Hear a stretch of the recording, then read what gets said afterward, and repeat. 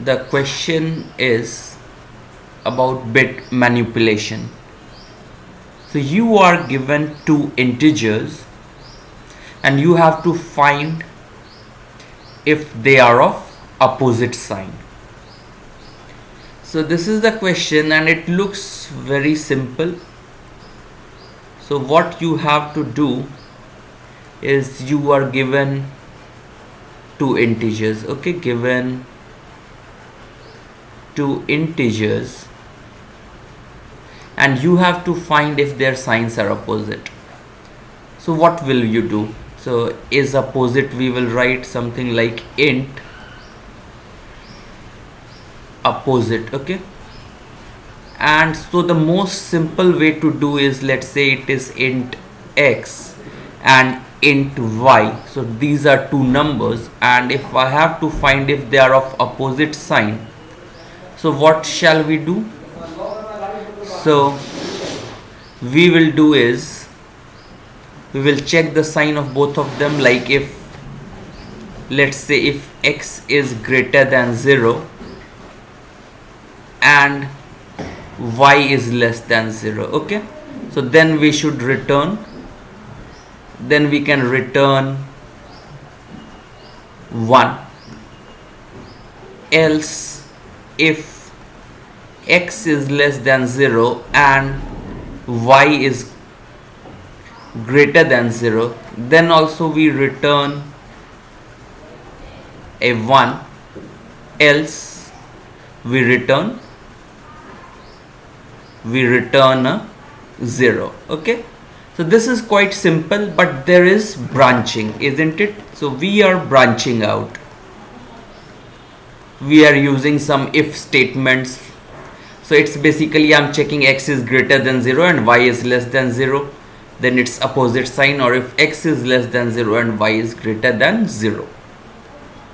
So this is fine, but if you are asked that, okay, without using any if statements, can you do it? So without branching out many times, so can you do it more efficiently? So there is another method. So let's see what is the importance of signed numbers. So how are they understood by computers? So let's take a small example of, let's say 8-bit number. So if I'm saying, let's say represented 5, so it will be 0. So 5 is 1 0 1 0 and then 0 0 0. So 4 zeros here in the left and 0 1 0 1. So here this the highest bit, this is the signed bit, and this is 0 for positive numbers and it will be 1 for negative numbers. So what happens if I have to represent a -3? So it will be basically, so 1 1 0 0 0 and here there will be a 1. So this is a -3. So now the thing is how we will find if the two numbers are of opposite sign.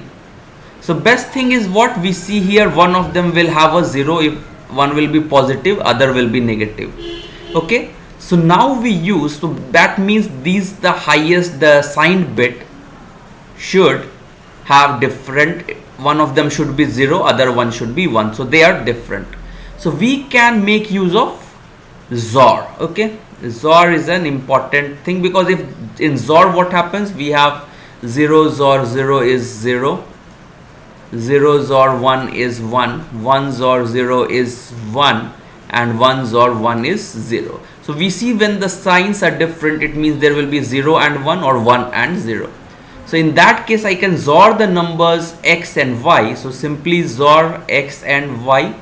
So what will happen, their sign bit, if their signs are different, it will be a 1 there, and if their signs are same, so there will be a 0 there. So if x XOR y, so if it is the signs are different, so this will be a negative number and hence this will be true. So that's what we use here in this function. So let's see, bool opposite sign I call, and int a, int b. So now what I do is a XOR b. So if their sign bits also get XORed, and if they are of different signs, so they will get a 1 there, and it means that this number becomes negative, and if that is less than 0 is true, so it returns a 1. That means it's the number are of opposite sign. So that's what is given here, and it's quite easy, but bit manipulations are asked quite oftenly in the interviews. Okay.